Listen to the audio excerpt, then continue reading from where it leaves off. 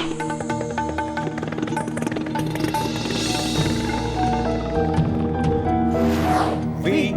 the people of India, having solemnly resolved to constitute India into a sovereign, socialist, secular, democratic republic, and to secure to all its citizens. শুরু করলাম আজকের চতুর্থ স্তম্ভ। আমি সুচন্দ্রিমা, নমস্কার।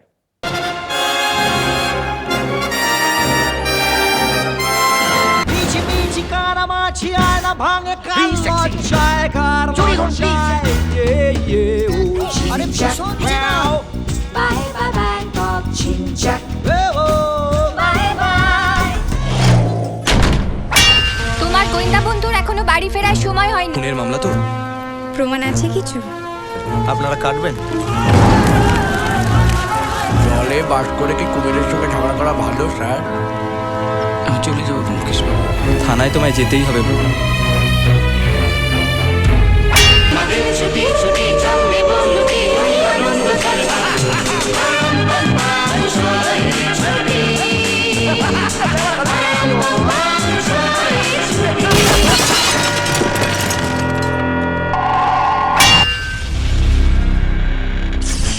কেউ আমাকে খুন করতে চায়। কি যেন একটা আছে ওই বাড়িতে। হ্যালো, বেনি মাধবের বড্ড বেনি, অনেকগুলো মহিলা চরিত্র। বেনি সংহার? আরে খোপা খোপা।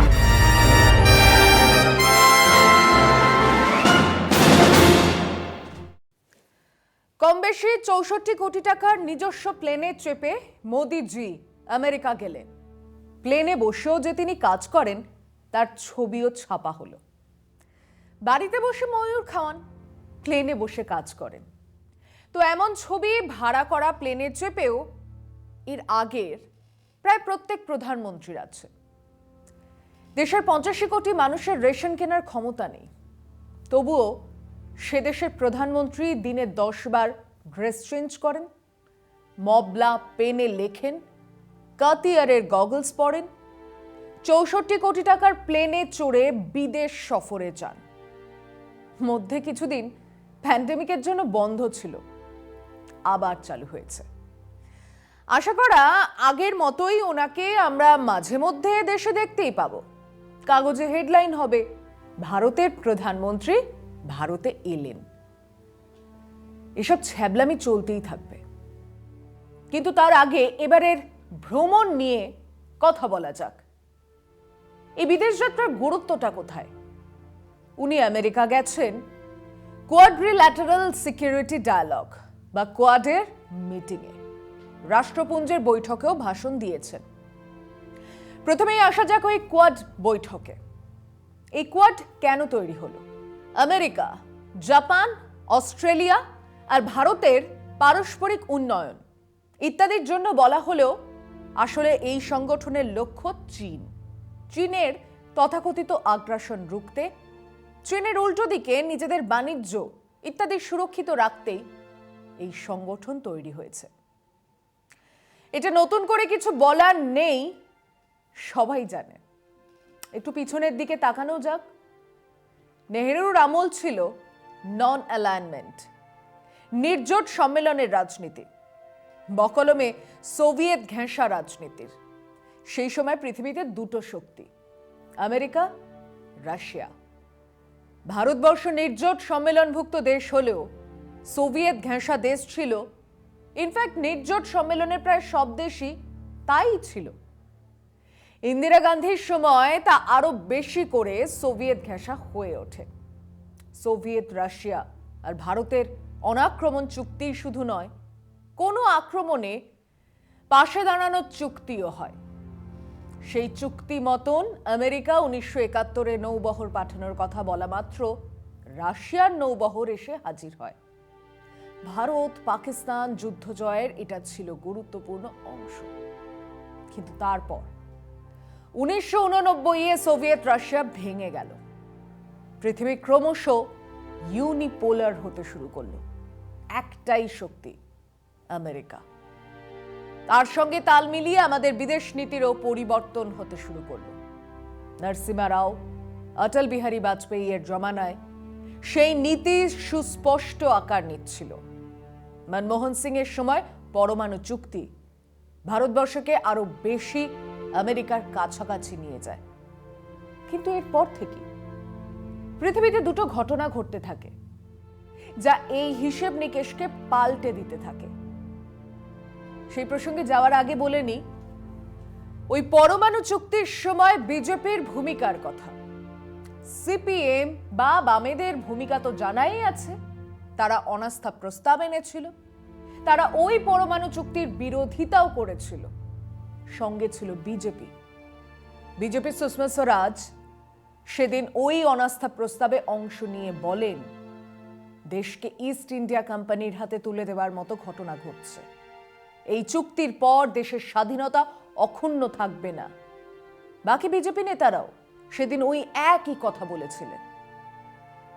প্রণব মুখোপাধ্যায়ের রাজনৈতিক কুশলতায় সেদিন অনাস্থা প্রস্তাব খারিজ হয়ে যায়। আবার নির্বাচন হয়, মনমোহন সিং এর দ্বিতীয় টার্ম। এবারও আমেরিকার সঙ্গে সদ্ভাব রেখেই বিদেশ নীতি তৈরি হয়। কিন্তু ততদিনে সারা পৃথিবী জুড়ে ইসলামিক মৌলবাদ এক বিরাট চেহারা নিয়েছে। সন্ত্রাসবাদের বিরুদ্ধে লড়াই চলছে। আমেরিকার বিদেশ নীতি তখন ইসলামিক সন্ত্রাসবাদের মোকাবিলাকে ঘিরেই চলছে। আমেরিকা আফগানিস্তান, আল কায়দা, তালিবান সামলাতে পাকিস্তানের হাত ধরেছে। আবার ইসলামিক মৌলবাদের বিরুদ্ধে লড়াইতে ভারতও সামিল। পাকিস্তান, ভারত কখনো এদেশ কখনো ওদের সামলাতে ব্যস্ত আমেরিকা। কাউকে না চটিয়ে তাদের সন্ত্রাসবাদের বিরুদ্ধে লড়াই চালাচ্ছে। সময় একটা বিরতির, সঙ্গে থাকুন। এসবেরই মধ্যে আমেরিকার পালাবদল। এলেন ট্রাম্প। দল এবং ব্যক্তিগতভাবে তিনি নিজেও ইসলাম বিরোধী।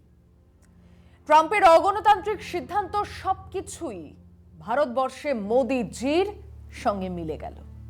দুজনের কোলাকুলি, আব কি বার ট্রাম্প সরকার ইত্যাদি হলো।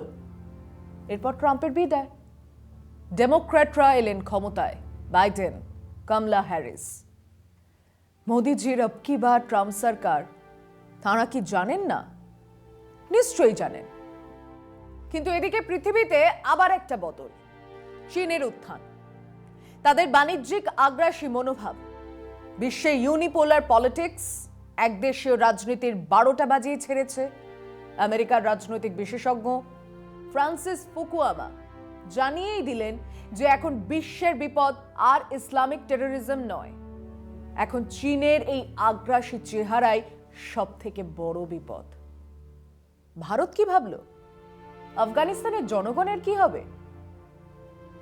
সেখানে গণতন্ত্র প্রতিষ্ঠার জন্য আমেরিকান সেনাবাহিনী গিয়েছিল। সেই গণতন্ত্রের কি হবে? বয়ে গেছে এসব ভাবতে। আমেরিকা এখন সরাসরি তার শত্রুকে চিহ্নিত করেছে। চীন হলো সেই শত্রু। কাজেই আবার বিশ্ব রাজনীতির বদল। পাকিস্তানের আর কোনো গুরুত্বই নেই। তারা বড়জোর চীনের এক ছোট্ট বাজার হয়ে থেকে যাবে। চীন তার ইকোনমিক করিডোর বাড়াবে, আফগানিস্তানকেও ব্যবহার করবে। বেজিং থেকে সোজা স্থলপথেই যাওয়া যাবে ইরান। ভারতবর্ষ যে ভৌগোলিক সুবিধে পেত, এর ফলে তা অনেকটাই ক্ষুণ্ণ হবে। চীনের লাভ হবে। সামরিক আর বাণিজ্যিক দিক দিয়ে তারা অনেকটা সুবিধে পাবে। সেই পরিস্থিতিতে মোদিজির আমেরিকা যাত্রা। রাষ্ট্রপুঞ্জের বক্তৃতায় সেই স্টেশনে চা বিক্রির কথা বললেন, যে স্টেশন তখন ছিলই না। ওসব গুল গল্প আমাদের জানা আছে। আর কি বললেন? আফগানিস্তানের কথা বললেন, ঠারে ঠোরে পাকিস্তানের ভূমিকার কথাও বললেন। কিন্তু আমেরিকার কাছে তা এখন গুরুত্বপূর্ণ তো নয়, বরং উল্টোটা। ডেমোক্রেটদের এক বিরাট মুসলমান ভোটের সমর্থন আছে, যে ভোট ট্রাম্প বিরোধী, যে ভোট গেছে বাইডেন, কমলা হ্যারিসের ঝোলায়। কাজেই সেই ভোট অক্ষুণ্ণ রাখার জন্যই তারা এসব কথা পাত্তাও দেবে না, দেয়ও নি। বরং কমলা হ্যারিস আমেরিকার ভাইস প্রেসিডেন্ট কূটনৈতিক মর্যাদায় মোদিজির নিচেই, সেই কমলা হ্যারিস সাংবাদিকদের সামনে মোদিজির সামনেই সাফ বললেন গণতন্ত্রের গুরুত্বের কথা। বললেন আমরা যেন নিজের নিজের দেশে গণতান্ত্রিক মূল্যবোধকে বাঁচিয়ে রাখার চেষ্টা করি। মানে আমরা ট্রাম্পের অগণতান্ত্রিক ব্যবস্থাকে হারিয়ে গণতন্ত্র ফিরিয়ে এনেছি, আপনিও আপনার দেশে গণতন্ত্রের দিকে নজর দিন।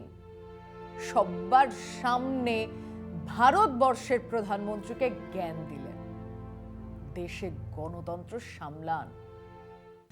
Finally, as democracies around the world are under threat, it is imperative that we defend democratic principles and institutions within our respective countries and around the world, and that we maintain what we must do to strengthen democracies at home.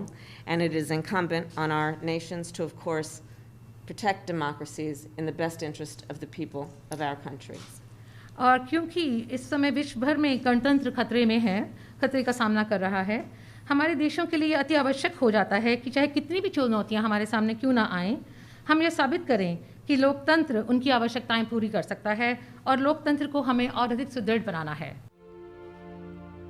এর আগে কোনো দিনও বিশ্বের কোনো নেতা আমাদের দেশের প্রধানমন্ত্রী বা রাষ্ট্রপতির সামনে এরকম কথা বলার সাহস দেখাননি। আমাদের দেশে গণতন্ত্রের কিছু সমস্যা বরাবরই ছিল, সব দেশেই আছে, কিন্তু আমাদের দেশের গণতান্ত্রিক চেহারা নিয়ে এরকম কথা বলা এর আগে সত্যিই দেখা যায়নি। কেন এই কথা বললেন সে কথাই আসছি আরো একটা বিরতির পর। বিরতির আগে যা বলছিলাম, কেন এই কথা বললেন কমলা হ্যারিস? মাথায় রাখুন, এই কমলা হ্যারিসের আত্মীয় কৃষক আন্দোলনে পুলিশি জুলুম নিয়ে কথা বলেছেন। কমলা হ্যারিসও বলেছেন, কানাডার প্রধানমন্ত্রীও বলেছেন। কারণ খুব সোজা, আমেরিকার শিখ পাঞ্জাবিরা ডেমোক্র্যাটদের সমর্থক, কাজেই কমলা হ্যারিস সেই অংশকে কিছু তো বলবেনই। কানাডারও একই সমস্যা, ওখানে তো শিখ নেতার দলের সাহায্য নিয়ে জাস্টিন ট্রুডোর পরের সরকার তৈরি হবে। বিশ্বের বিভিন্ন প্রতিষ্ঠান, ফ্রিডম হাউস ইত্যাদি জানাচ্ছে ভারতবর্ষে এখন আংশিক গণতন্ত্র আছে। মোদিজি 64 কোটি টাকার প্লেনে চেপে আমেরিকার মানুষকে বললেন সারা বিশ্বের মধ্যে 1 নম্বর হলো ভারতবর্ষের গণতন্ত্র। কখন বললেন? যেদিন বললেন তার একদিন আগে সারা বিশ্ব দেখেছে অসমে পুলিশ গুলি চালিয়েছে, সেই পুলিশ বাহিনীর সামনে তাদের সঙ্গে থাকা এক ফটোগ্রাফার মৃত ব্যক্তির দেহের ওপর নাচছে। দুনিয়া জোড়া মানুষ এই নৃশংস ঘটনা দেখল আর শুনল সেই দেশের প্রধানমন্ত্রী গণতন্ত্রের কথা বলছেন। তালিবানি গণতন্ত্র সবাই জানল। দেশের এক অঙ্গরাজ্যের মুখ্যমন্ত্রীকে, যাকে ইতালির শান্তি সম্মেলনে আমন্ত্রণ জানানো হয়েছিল, তাকে যেতে দেওয়া হলো না। সেই দেশের প্রধানমন্ত্রী ভারতবর্ষের গণতন্ত্র নিয়ে কথা বলছেন। যে দেশে ফ্রিজে গরুর মাংস থাকতে পারে মনে করে মানুষকে জ্যান্ত জ্বালিয়ে মারা হয়, সে দেশের প্রধানমন্ত্রী গণতন্ত্রের কথা বলছেন। এটা তো ঘটনাই যে আমাদের দেশের গণতন্ত্র তার প্রাচীন ঐতিহ্য নিয়ে আমরা গর্বিত। এক সময় পৃথিবীর মানুষ তো দেখেছে স্বৈরাচারী জননেতাকে কিভাবে সরিয়ে দিয়েছে দেশের মানুষ।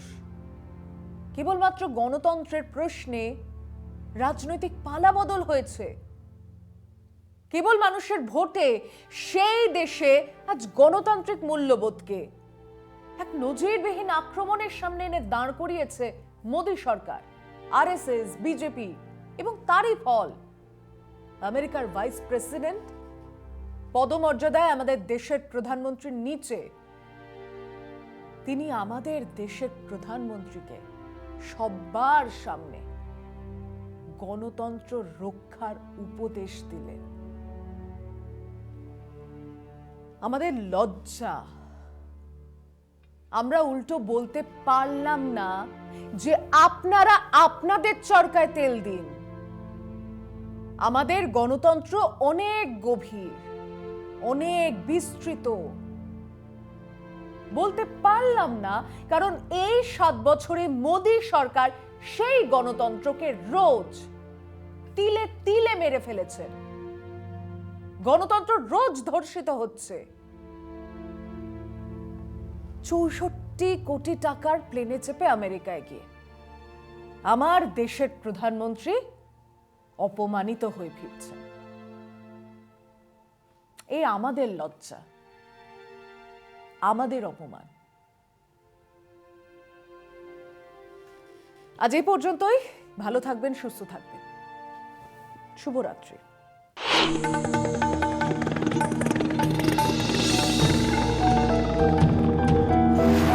We, the people of India, having solemnly resolved to constitute India into a sovereign, socialist, secular, democratic republic, and to secure to all its citizens